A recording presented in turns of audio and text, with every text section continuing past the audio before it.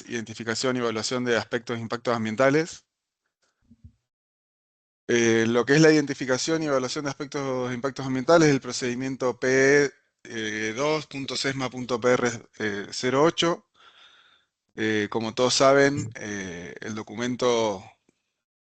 troncal de este procedimiento es la matriz. Y bueno, les comento, la presentación está armada de la siguiente manera. Vamos a ver objeto y alcance del procedimiento. Vamos a ver lo que es la identificación específicamente de los aspectos ambientales. Cómo es la evaluación de los impactos que estos aspectos relevamos de los distintos proyectos y servicios. Y después cómo es la gestión de estos aspectos y las medidas de control que planteamos en el procedimiento. El objeto del procedimiento es justamente definir los lineamientos para la identificación de los aspectos ambientales. Estos aspectos son generados por las actividades, productos y servicios de la compañía, ya sea en una obra o un servicio. Son aspectos ambientales que como empresa podemos y debemos controlar, y también aplica para aquellos aspectos en los que tuviéramos injerencia o pudiéramos influir, siempre desde una perspectiva de ciclo de vida. Y el alcance aplica a todas las actividades, ya sea bajo responsabilidad directa o indirecta de PECOM, y por lo tanto aplica también a las actividades que corresponden a contratistas y subcontratistas.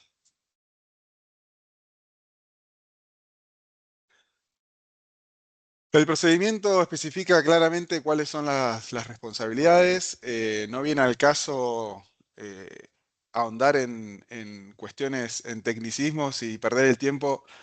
delimitando cuáles son las responsabilidades para cada uno de los niveles. Lo que sí es importante tener en cuenta, y cómo está articulado en el procedimiento, que lo que se busca es que, indistintamente de los niveles y responsabilidades de quienes participan en la identificación y evaluación de los impactos ambientales, se produzca una retroalimentación. Eh, este procedimiento particularmente pondera el rol y la actitud de la parte operativa, y en todo momento se insta y se invita al momento de realizar la identificación y la evaluación de los distintos aspectos de impactos, a involucrar a la parte operativa y a todos los sectores como para aportar miradas y entre todos diseñar e implementar las mejores herramientas para plantear y si fuera necesario,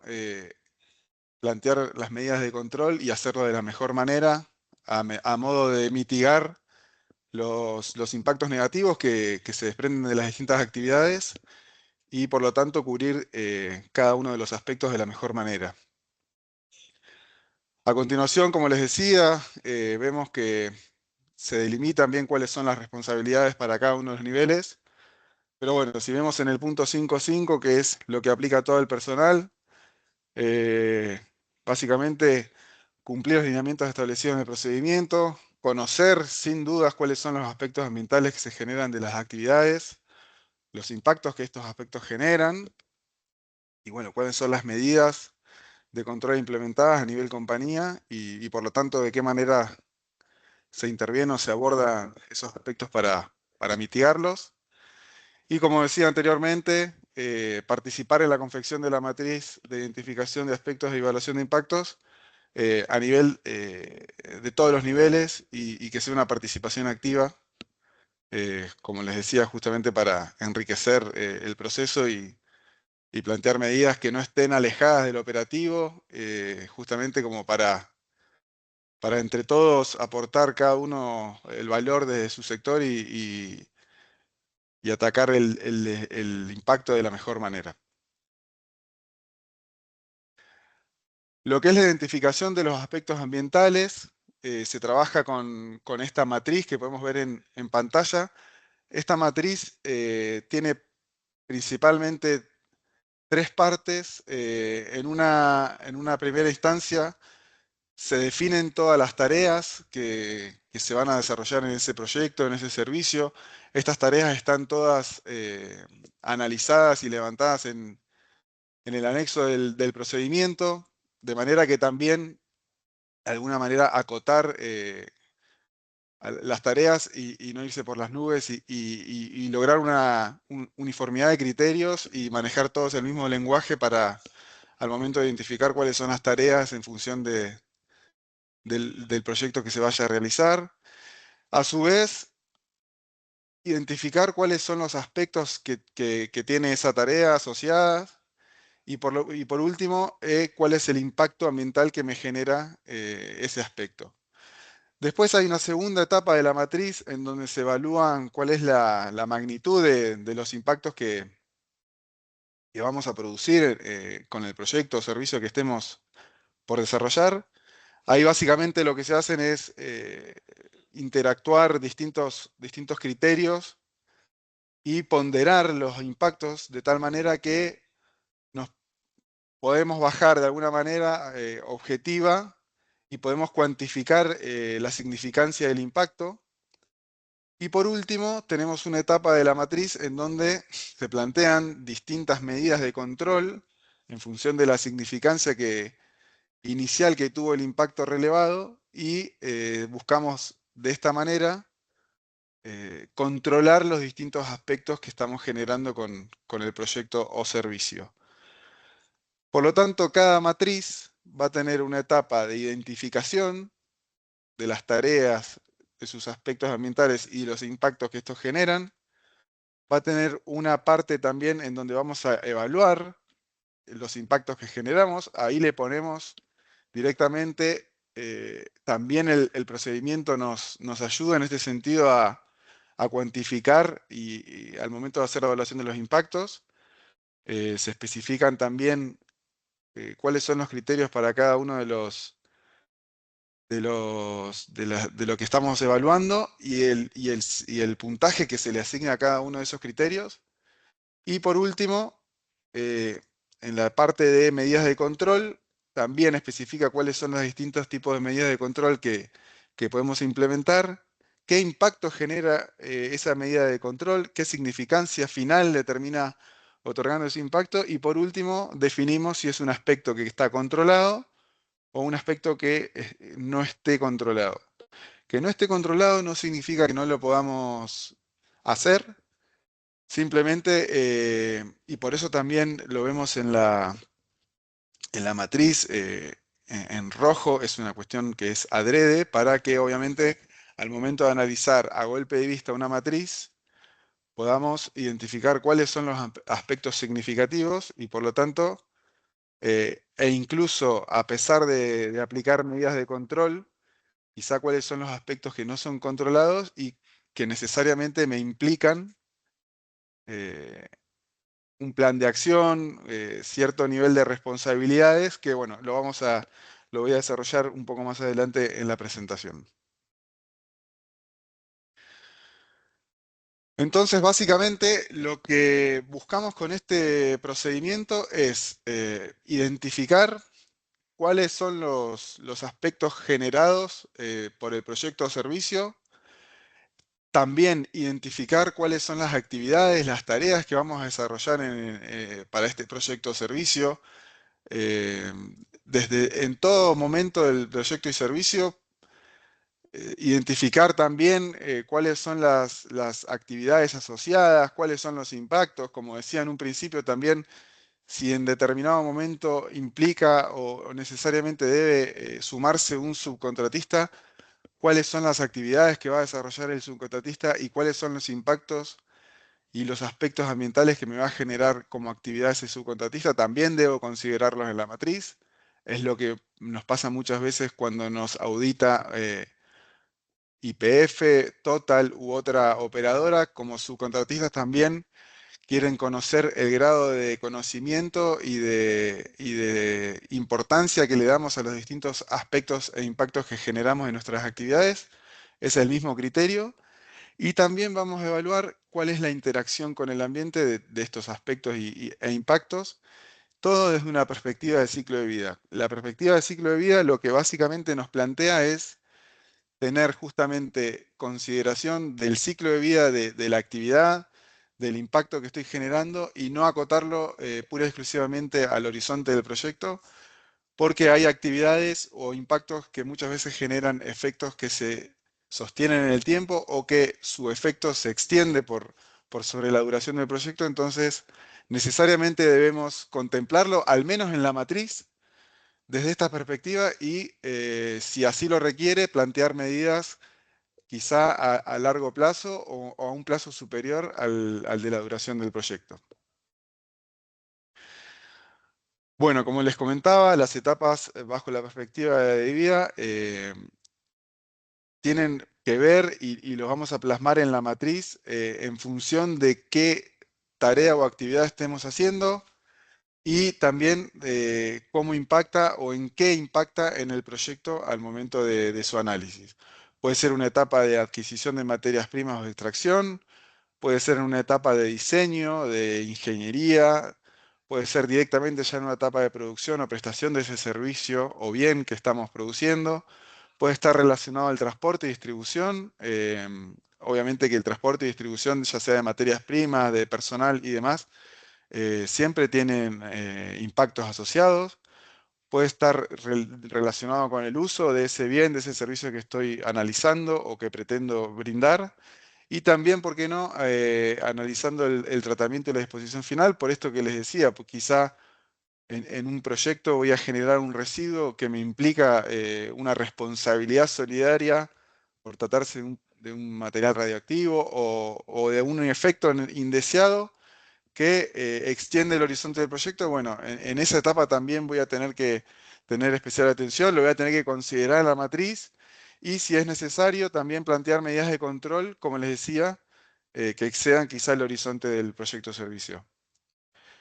Volvemos a lo mismo de antes, quizá, y es importante tener en cuenta,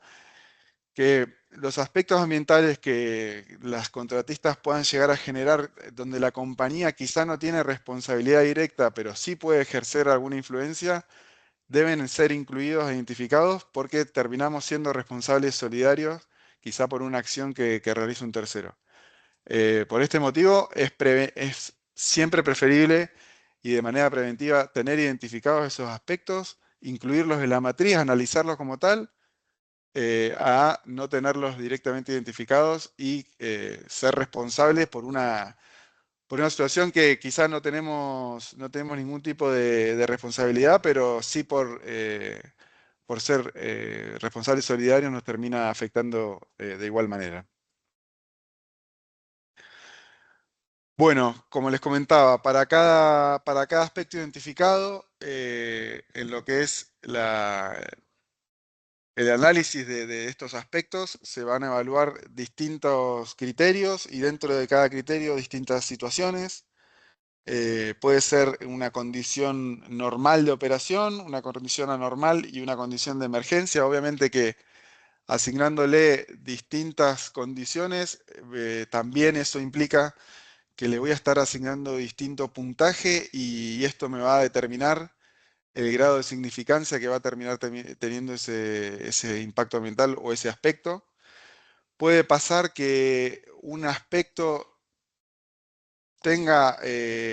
un impacto que sea significativo y entonces vamos a estar hablando de que ese aspecto ambiental relevado es significativo. Por más que tenga solo uno de sus impactos asociados que sea significativo, considero todo el aspecto como de alta criticidad y por lo tanto lo debo tratar bajo ese criterio. Como les decía, la responsabilidad puede ser directa si es una actividad que depende pura y exclusivamente de PECOM o indirecta, en este caso es un contratista o alguien eventual que acceda o termina vinculado a través de PECOM. Y bueno, y la temporalidad de este aspecto, bueno, es lo que comentaba anteriormente, puede ser algo que venga heredado de una situación anterior, entonces necesariamente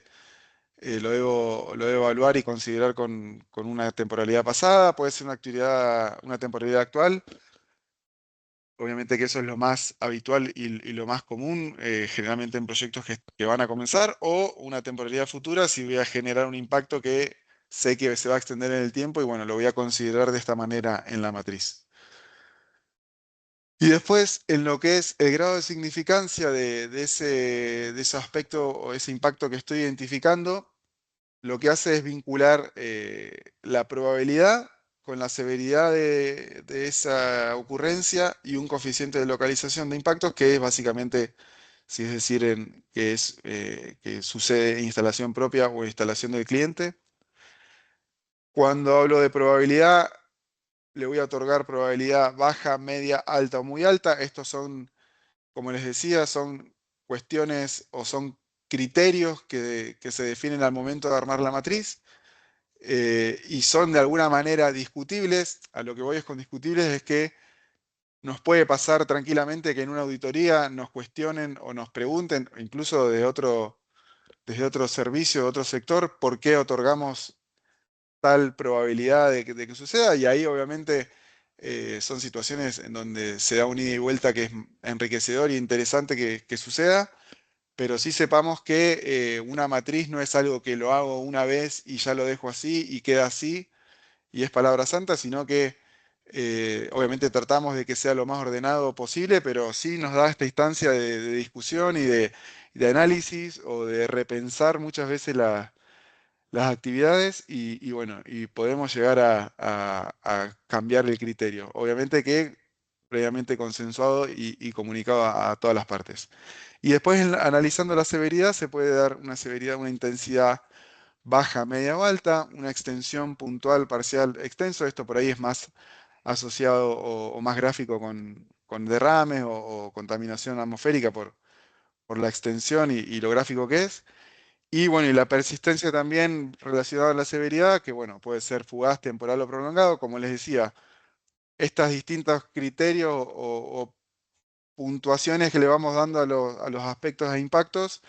nos va dando un puntaje para cada uno de los impactos, y en función de ese puntaje tenemos una puntuación inicial de los impactos, y en función del puntaje que tenemos es donde entra la gestión de los aspectos ambientales y cuáles son sus controles y sus barreras de control. Tenemos distintas barreras, distintos tipos de control ante esta situación. Un control de sustitución es un control en donde sustituyo la fuente de ese impacto, y al sustituirla puede ser por mejor tecnología, porque surge una nueva manera de hacerlo o me permite a mí anular la fuente o el foco que me generaba ese impacto ambiental. Voy a estar disminuyendo ese impacto en un 60%. Después, en lo que son barreras físicas de ingeniería, como puede ser bueno, cuestiones de diseño, cuestiones asociadas a tecnología o a nuevas tecnologías, me va a generar una reducción del 50% de esa ponderación inicial. Después, lo que son barreras de mantenimiento y administrativas me generan una reducción del 10%. Más que nada, lo que es mantenimiento apunta a programas de mantenimiento y obviamente a su correcta ejecución. Y lo que son barreras administrativas, más que nada a procedimientos, a procesos, a manuales, todo lo que a mí de alguna manera me dé soporte administrativo y me genera un impacto bajo si se quiere, pero como dice un colega, todas las gotas mojan, y si es posible generar una mejora, aunque sea del 10%, es bienvenido y todo suma. Como les decía, si nosotros hacemos una ponderación de ese aspecto y obtengo un valor menor a 48, estoy hablando de un aspecto controlado. Y si estoy hablando de un puntaje igual o mayor a 48, estoy hablando de aspectos que son no controlados. Como les decía en un principio, no implica que no pueda realizar esa tarea, pero sí necesariamente debo plantear un plan de acción específico en donde voy a identificar responsables, voy a hablar de un programa con fechas de ejecución, y voy a hacer un seguimiento exhaustivo del mismo, y obviamente que tengo que contar con autorización de la gerencia, porque obviamente que estamos hablando de un aspecto y un impacto que es sensible, que a pesar de haber planteado medidas de control, no puedo disminuir el grado de significancia que tiene, entonces por lo tanto estoy hablando de un aspecto que es complejo y por lo tanto debo estar comunicado y al tanto la gerencia del proyecto de servicio y todo el personal, obviamente, y hacer un seguimiento estricto de este aspecto para... Ya sé que evidentemente no lo puedo controlar, no lo puedo tener dentro de los parámetros deseados, entonces necesariamente debo controlarlo y hacer el seguimiento para que no se produzca el impacto negativo que ya sé que puede suceder. Bueno, muchas gracias.